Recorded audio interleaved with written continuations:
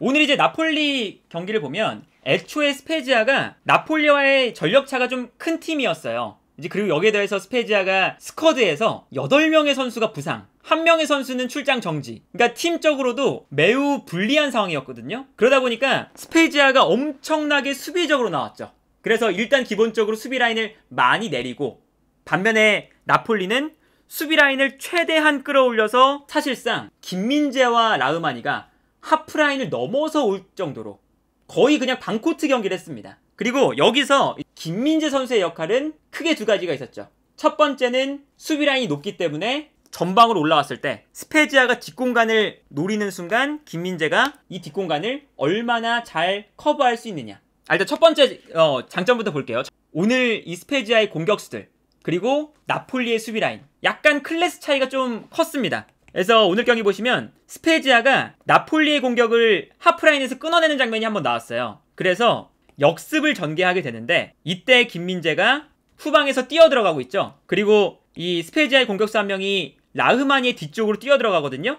그래서 이제 김민재가 라흐마니의 뒤쪽으로 뛰어들어가는 공격수를 따라가요. 다른 각도에서 보면 이렇습니다. 라흐마니가 공격수를 바라보고 있으니까 공격수 한 명이 라흐마니 뒤쪽으로 뛰어갈 때 김민재가 공격수를 따라 뛰는 거죠. 그런데 그러다 보니까 김민재가 공격수를 따라가다 보니까 순간적으로 이 공간이 비면서 스페지아의 공격수가 중앙으로 접고 들어와요. 근데 이때 김민재의 장점, 이렇게 끌려 나갔어도 분명히 공격수에게 공간이 벌어져 있는 상황에서도 빨리 돌아와서 리커버리를 한다는 거죠. 그래서 이 장면도 김민재가 분명히 스페지아의 공격수의 움직임을 따라 움직이다가 한쪽으로 약간 치우쳐져 있었는데 상대 공격수가 접고 들어오니까 재빨리 돌아서서 공격수의 슈팅을 빠르게 돌아와서 막아내는 모습을 볼 수가 있습니다. 이렇게 이 김민재가 빠르게 돌아와서 슈팅을 방해하니까 당연히 공격수가 정확한 슈팅을 시도할 수가 없겠죠. 그러니까 이게 김민재 선수의 가장 큰 장점이었고, 뭐 다른 장면도 보세요. 오늘 경기 김민재 선수가 수비할 때 약간 편했습니다. 어떤 점에서 편했냐? 스페지아가 전방으로 볼을 뿌려줄 때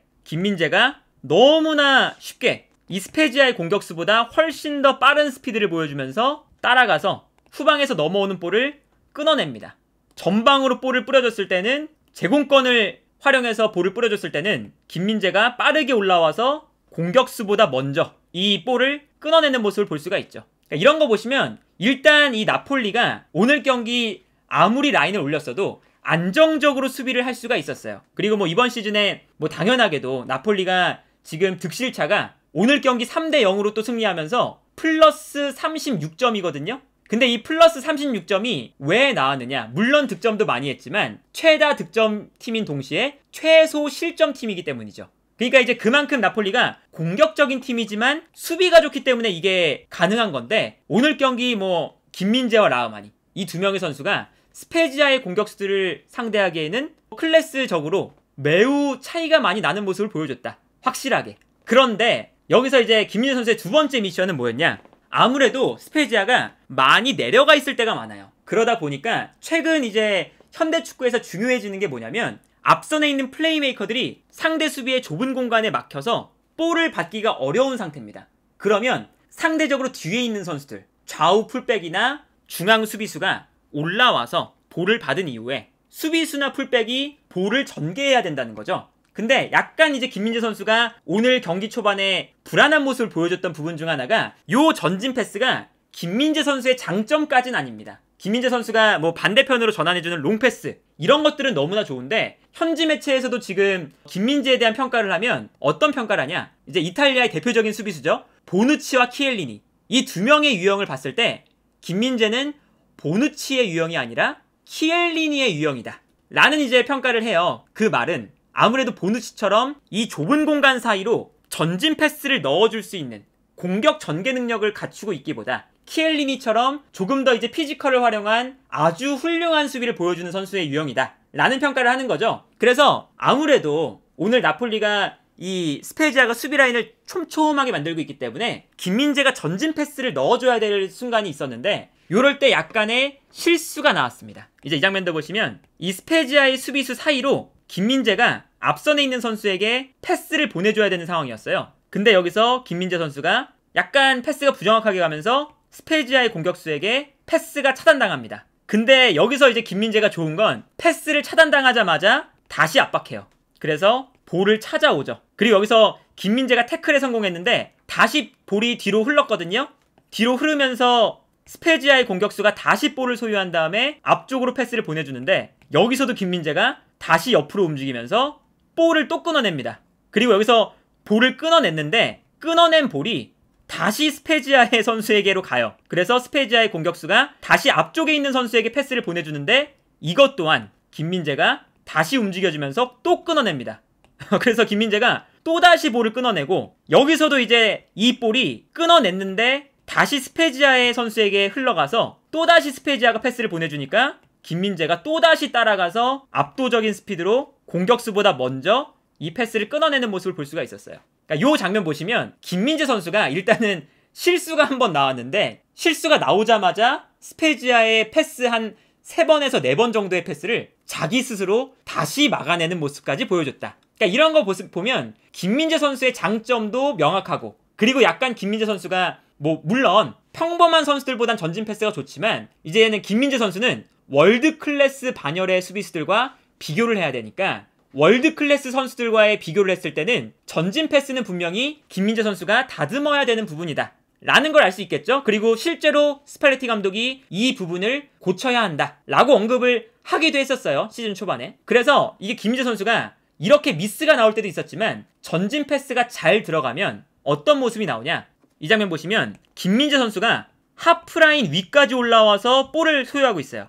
왜냐면 주변에 있는 선수들 보면 모두 다 압박을 당하고 있거든요. 그래서 그나마 수비수가 압박을 덜 받으니까 김민재가 볼을 끌고 올라오는 상황인데 여기서 김민재가 이 스페지아의 수비수들 사이로 패스를 넣어줍니다. 앞쪽으로. 근데 이 패스가 전개되는 순간 공격수들이 볼을 받게 되고 여기서 이제 슈팅 찬스를 잡을 수가 있는 거죠. 그래서 이 장면에서는 아까 실수하는 장면과 달리 전진 패스가 아주 잘 들어간 장면이었거든요. 그러니까 이런 장면처럼 아무래도 나폴리가 이번 시즌 이 리그를 진행하면서 수비 라인이 낮은 팀들을 상대할 때가 아주 많을 거예요. 그렇기 때문에 이제 김민재 선수가 이제 월드 클래스의 반열에서 조금 더 이제 더 좋은 선수가 되려면 이러한 전진 패스들이 조금 더 잘 들어갈 때 훨씬 더 가치가 높은 선수가 될 수가 있다 라는 생각이 들고, 그리고 이제 나폴리가 오늘 경기에서 전반전에 득점이 없었어요. 그래서 약간 오늘 어려워하는 경기가 되지 않을까? 그리고 실제로 워낙에 이제 나폴리와 스페지아의 전력차가 크다 보니까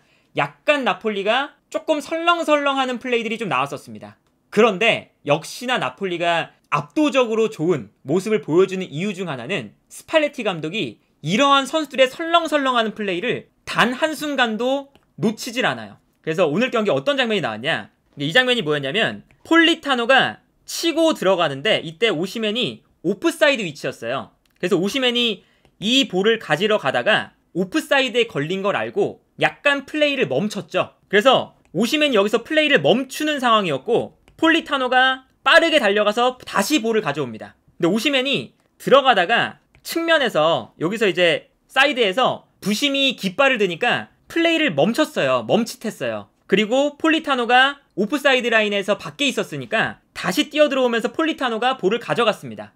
그래서 이 장면이 오시맨은 오프사이드였지만 폴리타노는 오프사이드 판정을 받지 않는 상황이었거든요. 그래서 주심이 이 장면을 오프사이드를 줄지 말지를 고민하는 장면이었어요. 근데 여기서 오시맨이 플레이를 멈추니까 스팔레티 감독이 이 측면에서 오시맨에게 정말 큰 소리로 혼을 냈죠. 오시맨한테. 왜 멈추냐. 그래서 오시맨이 이 장면에서 되게 꾸중을 많이 들었거든요. 저 장면이 이번 시즌 왜 나폴리가 잘 나가는지를 보여주는 장면이 아닐까라는 생각이 들어요. 그러니까 스팔레티 감독은 분명히 나폴리가 1위를 달리고 있고 그리고 압도적인 이게 우승 페이스를 보여주고 있지만 이렇게 스페지아라는 약팀을 만났을 때도 한순간도 방심을 하면 안 된다 라는 이제 그 모습들을 보여주거든요, 인터뷰에서도. 그리고 저런 장면이 나온 다음부터 나폴리가 스팔레티 감독이 화를 내니까 그 다음부터 정말 최선을 다해서 플레이를 합니다. 그래서 이 다음 장면에서 어떤 장면이 나오냐, 이게 어떤 장면이었냐, 스페지아가 볼을 걷어냈는데 그냥 하늘로 위로 솟았어요. 그리고 볼이 떨어지는 장면인데 당연하게도 공격수와 골키퍼가 볼 경합을 하면 골키퍼의 타점이 높잖아요, 손을 쓰니까. 근데 오시맨이 스팔레티의 꾸중을 들은 다음에 뭔가 이제 동기부여가 올라왔는지 끝까지 달려가서 점프를 합니다. 근데 여기서 골키퍼가 수비수에게 가로막혀서 점프를 제대로 못했어요. 그러다 보니까 오시맨이 끝까지 달려가서 점프를 한 게 골키퍼보다 타점이 높으면서 오시맨이 머리에 볼을 맞춥니다. 그러다 보니까 이 오시맨의 끈기 있는 플레이가 머리에 볼을 맞추게 되면서 득점에 성공했죠. 그러니까 이 장면을 보면 아까 전 장면과 이 장면 딱 두 개를 보면 왜 나폴리가 잘 되고 있는지를 알 수 있는 거죠. 끝까지 동기부여를 잃지 않고 끝까지 싸우고 계속해서 스페지아라는 약팀을 상대할 때도 절대 시간을 허투루 낭비하지 않고 최선을 다합니다. 그래서 이 장면도 보시면 수비 라인에서 이제 골키퍼가 수비수에게 패스를 보내주는 장면이에요. 그런데 나폴리 선수들이 빠르게 달려가기 시작합니다. 스페지아를 상대로. 그리고 여기서 또 패스가 들어가니까 또다시 선수가 계속 붙어줘요. 그리고 여기서 압박을 받으니까 백패스를 하거든요. 백패스를 하니까 또다시 선수들이 한 명 한 명 다 달려갑니다. 계속 달려가면서 압박을 해요. 이러니까 이렇게 최선을 다해서 뛰니까 결국에는 스페지아의 진영에서 한 명 한 명씩 모두 마크하고 있는 걸 볼 수가 있습니다. 완전히 1대1 마크죠. 여기서 이렇게 압박이 들어가니까 결국에는 볼을 빼앗는 데 성공을 해요. 이런 모습을 보면 정말 이 나폴리의 이 플레이 자체가 우승에 대한 간절함이 묻어나 있는 플레이들이 너무 많이 나온다. 일단 오늘 경기 약간 해이해질 수 있는 경기였거든요. 실제로 경기 중간중간 좀 어설픈 플레이들도 많이 나왔고, 그러다 보니까 스페지아를 상대로 전반전에 득점을 못하는 모습까지 나왔었는데 김민재 선수가 어쨌든 실수를 했지만 아주 단단한 수비 능력을 보여줬고, 여기에 더해서 나폴리가 경기 끝까지 포기하지 않는 집념을 보여주면서 어쨌든 이 경기를 승리로 가져오는 모습까지 보여줬다. 그래서 이제 경기 끝나고 얼마나 승점 차이가 많이 나냐면 나폴리가 압도적으로 승점 차이를 벌려놨습니다. 승점 56점, 2위 인터밀란과 16점 차이거든요. 물론 한 경기를 더 치렀지만 이제 이 정도 승점 차이가 나면 우승 경쟁에서 나폴리가 한참 앞서가는 상황인 거죠. 그러니까 이제 김민재 선수가 정말로 한 경기 한 경기를 치를수록 지금 세리에 우승 트로피 스쿠테토에 가까워지고 있다. 이렇게 좀 정리를 할 수 있을 것 같네요.